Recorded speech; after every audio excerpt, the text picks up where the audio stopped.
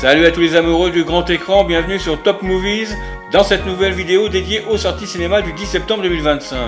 Cette semaine, les salles nous offrent des pépites à ne pas manquer et comme toujours, nous vous avons préparé une sélection aux petits oignons résumé de chaque film, plus bande-annonce officielle, pour vous plonger directement dans l'ambiance.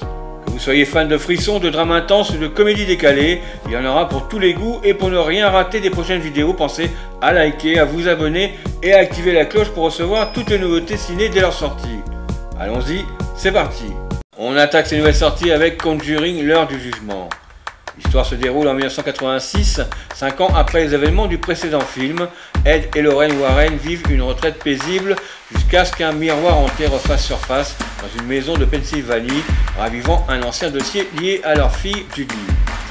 Ce miroir lié à une entité démoniaque plonge la famille Smurl dans une spirale de terreur. Les Warren doivent affronter une dernière fois les forces du mal dans une enquête surnaturelle qui mêle passé, secrets familiaux et rédemption. Patrick Wilson et Vera Farmiga livrent une dernière prestation intense et touchante dans leur rôle emblématique. Un miroir hanté est au cœur de l'intrigue, apportant une nouvelle dimension surnaturelle et des scènes de possession glaçantes. Caméra en mouvement, atmosphère pesante et tension constante font de ce film un cauchemar cinématographique bien ficelé.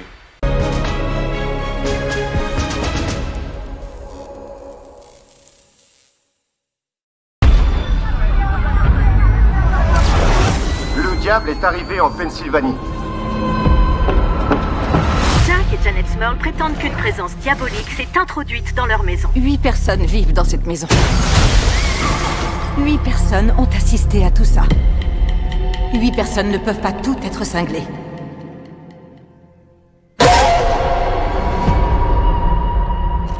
Donc, ça a commencé quand? À la confirmation des heures. Le 7 septembre. Il y a une présence dans le grenier. Hyde, il y a un démon ici. Quelque chose que j'ai déjà ressenti.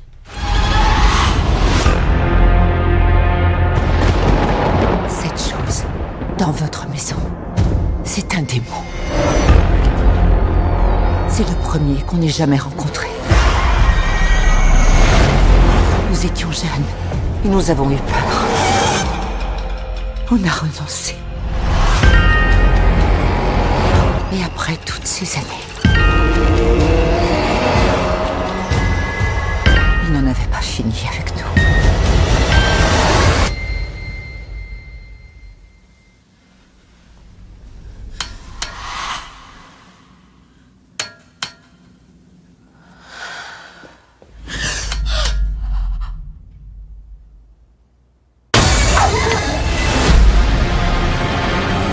Saint-Michel, défendez-nous. Soyez notre protecteur contre le diable. In nomine Patris, et Filii et Spiritus Sancti, et par la puissance de notre Seigneur Jésus-Christ.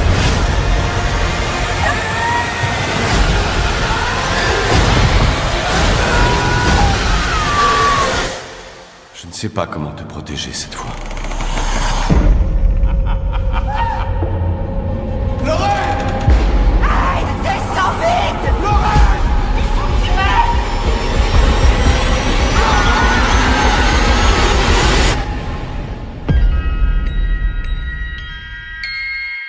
On démarre la suite avec le film Connemara. L'histoire suit Hélène, cadre supérieure parisienne en plein burn-out, qui décide de retourner dans sa région natale des Vosges avec sa famille. Là, elle croise Christophe, son amour de jeunesse, ancien hockeyeur charismatique, désormais père divorcé vivant avec son propre père. Son retour aux sources devient le théâtre d'une idylle fragile où les souvenirs d'adolescence se mêlent aux regrets et aux rêves inaboutis. Entre silence pesant et regard échappé, Connemara est un film sur ce que l'on aurait pu être, sur les vies qu'on n'a pas vécues. Mélanie Thierry et Bastien Bouillon livrent des performances d'une justesse rare, incarnant des personnages à la fois brisés et lumineux. Alex Luce filme avec délicatesse les non-dits, les regards, les silences. Chaque plan semble suspendu dans le temps. Qui n'a jamais rêvé de retrouver un amour de jeunesse, le film parle à tous ceux qui ont connu la nostalgie, les regrets ou les secondes chances.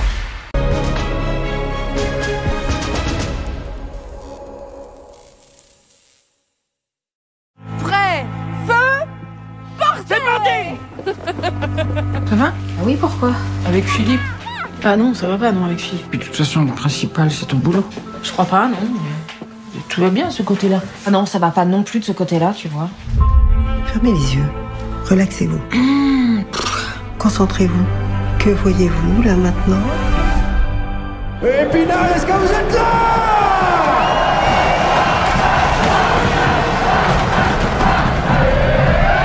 Être une adulte vient de s'effondrer.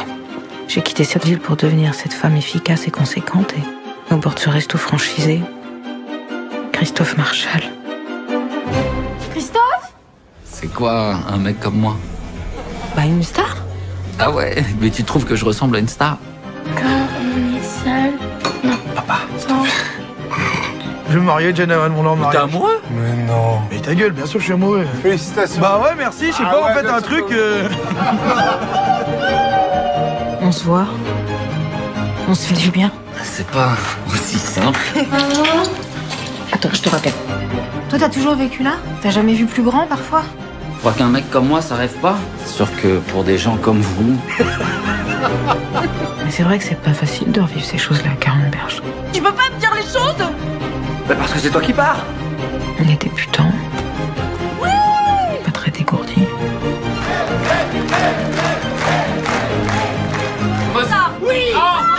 On trouve de la beauté n'importe où. C'est pas désagréable. On poursuit avec Sirac. L'histoire suit Luis, un père en quête de sa fille disparue, parti à une rave party clandestine. Accompagné de son jeune fils Esteban, il s'enfonce dans les paysages brûlants du Sahara, rejoignant un convoi de raveurs en route vers une fête encore plus reculée à la frontière mauritanienne. Ce périple devient une traversée initiatique où la chaleur, la musique, les hallucinations et les tensions géopolitiques transforment la quête familiale en une expérience quasi spirituelle. Le titre fait référence au pont Sirat du Coran suspendu au-dessus de l'enfer que seuls les justes peuvent traverser au jour du jugement dernier. Le réalisateur filme le désert comme un miroir de l'âme avec des plans contemplatifs et une tension permanente. Chaque image semble vibrer sous le soleil. Ce film a marqué les esprits lors de sa projection en compétition officielle du Festival de Cannes 2025, salué pour son audace et sa radicalité.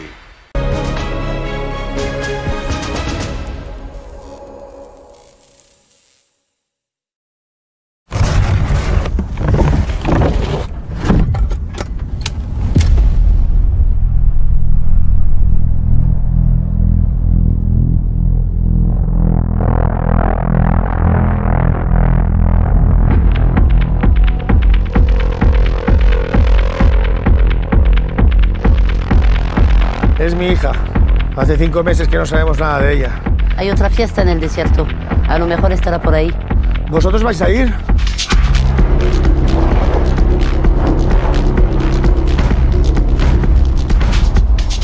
¡Vamos detrás de ellos! ¡Venga!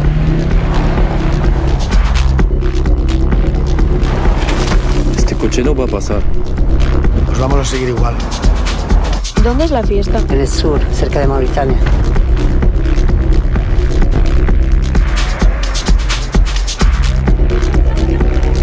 Afak, a una. Aquí solo hay polvo.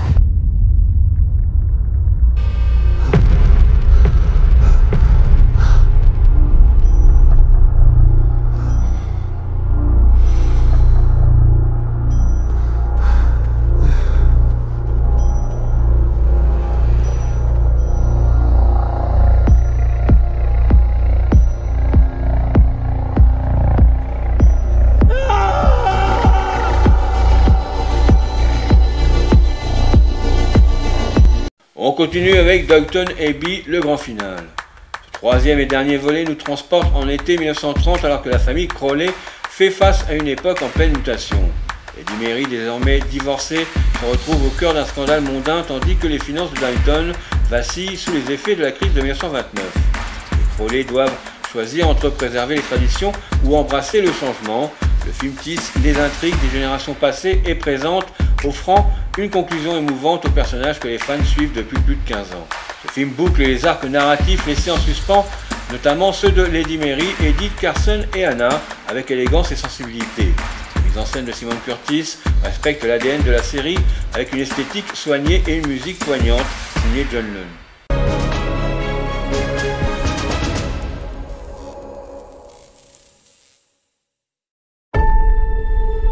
Il m'est difficile d'accepter de devoir partir. Votre amitié n'a jamais autant compté pour nous tous. Mais l'avenir de Downton Abbey est aujourd'hui entre les mains de Marie. Tu vas faire sensation.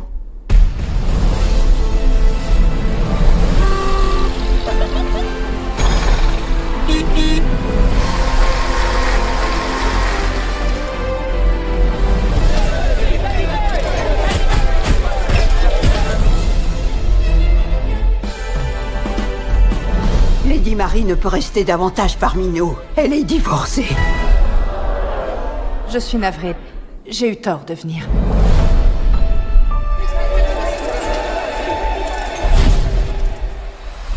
Voilà une soirée qu'il faudra marquer d'une pierre blanche.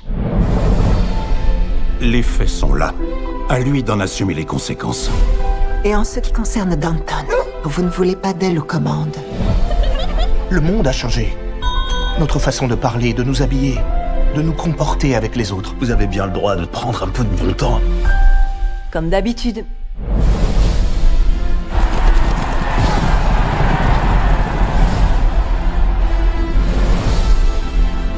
Bienvenue à Downton, mon cher frère. Cora. Les nouvelles ne sont pas bonnes, n'est-ce pas? Comment le sais-tu? Je te connais depuis que tu es né. Harold a vraiment déçu toutes nos attentes. Ne voyez-vous pas ce que cela implique pour Downton?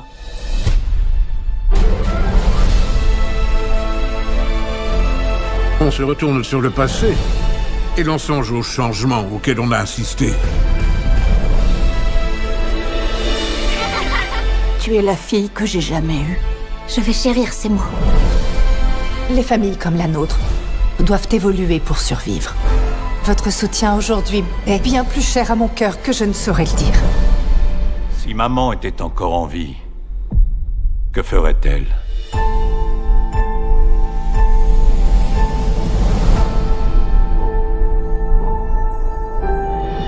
Longue vie à Downton Abbey. Ainsi soit-il. On finit ces sorties avec une place pour Pierrot. C'est l'histoire de Camille, une femme déterminée à sortir son frère Pierrot, un homme autiste de 50 ans, d'un foyer médicalisé où il est victime de surmédication et de négligence. Refusant de le voir sombrer, elle l'accueille chez elle et entame un combat pour lui offrir un lieu de vie digne et adapté à sa différence. Ce parcours semé d'embûches devient une ode à l'amour fraternel, à la résilience et à la quête de justice sociale. Ce film aborde l'autisme adulte avec une rare délicatesse, sans pâteau ni cliché, en mettant en lumière les réalités souvent invisibles des aidants familiaux. Il ne se contente pas de raconter une histoire, il milite pour une société plus juste en valorisant les personnes en situation de handicap et ceux qui les accompagnent. Les comédiens autistes ont participé également au tournage, accompagnés par une éducatrice spécialisée pour garantir respect et authenticité.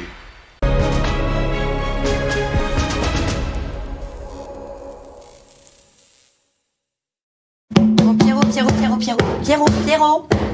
C'est super, hein. Mais tu vois, c'est la nuit, là. C'est l'heure de dormir. C'est les gars de l'entretien qui l'ont trouvé. Bonne nuit, mon Pierrot. Vous avez encore augmenté la médication de mon frère sans me prévenir. Madame Levent, qu'est-ce que vous faites? Mon frère ne restera pas un jour de plus ici. Mais vous n'avez pas le droit, vous ne pouvez pas... Si, vous voyez, je peux. Il paraît que t'as enlevé ton frère handicapé? Mon frère n'est pas handicapé, il est autiste. Comment on va faire? On n'a pas de chambre d'amis? Bon, et si je le prenais quelques heures par jour, je trouverais toujours quelque chose à lui faire en cuisine. Voilà, c'est bien. Camille, j'espère que tu réalises que tu vas devoir assumer si ça dure. Ça durera pas. Ok. Non, Pierrot. Il est resté tout nu tout l'après-midi. Ton zizi. Ah, je lui parle pas. Et toi, Camille, comment tu vas? Il est terminé, ton yaourt, putain! Maman! Elle est très énervée, ma sœur Camille.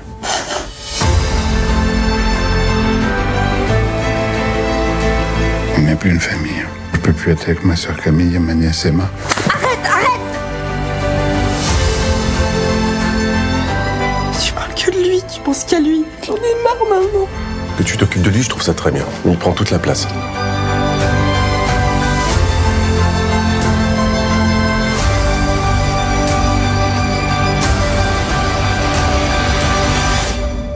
Oh, t'es beau. Oui.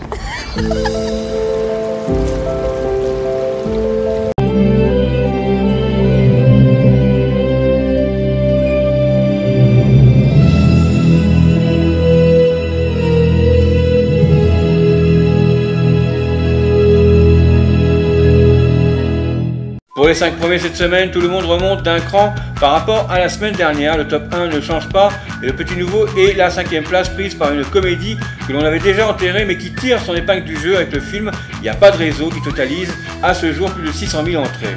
À la 4e place, comme dit auparavant, on remonte tous d'une place et c'est le cas pour le film Évanoui qui continue sa progression en passant la barre des 900 000 spectateurs venus frissonner dans nos salles. À la 3e place, les Bad Guys épisode numéro 2 roulent tranquillement d'aventure en aventure en totalisant plus de 1,3 million d'entrées. À la 2e place, les super-héros au nombre de 4 eux aussi poursuivent leur chemin, dépassant les 1,6 million de spectateurs. Et enfin la première place, on reste fidèle mais en annonçant sûrement la fin de la course prochainement. F1 totalise plus de 3,2 millions d'entrées, incorporant le cercle très restreint du top 10 des meilleurs films 2025 en France. Et voilà, on termine notre tour des sorties du 10 septembre, mais attention, le 17 septembre, les écrans s'embrasent avec 3 films très attendus qui vont faire vibrer les salles. Au programme, Danny Boone et Audrey Fleurot incarnent 2 parents séparés confrontés à une nouvelle bouleversante. Leur fils est atteint d'une maladie rare, c'est un drame familial poignant à découvrir dans le film Regarde. Dans un futur proche, une romancière en panne d'inspiration rejoint une résidence d'artistes gérée par une intelligence artificielle, mais la frontière entre création et manipulation devient vite floue. Cécile de France et Mylène Farmer nous plongent dans ce thriller psychologique captivant avec le film Dalloway. Et enfin, le premier volet tant attendu de l'arc final débarque sur grand écran. Tanjiro et ses compagnons affrontent les démons les plus puissants dans une forteresse labyrinthique dans le film d'animation Demon Slayer, la forteresse infinie, partie 1. Dites-moi en commentaire lequel de ces 3 films vous donne le plus envie. Si cette vidéo vous a plu, pensez à liker pour soutenir la chaîne et surtout abonnez-vous pour ne rien manquer des prochaines sorties ciné, des bandes annonces et des coups de cœur à venir. On se retrouve très vite au cinéma ou dans une prochaine vidéo. Prenez soin de vous, bye bye.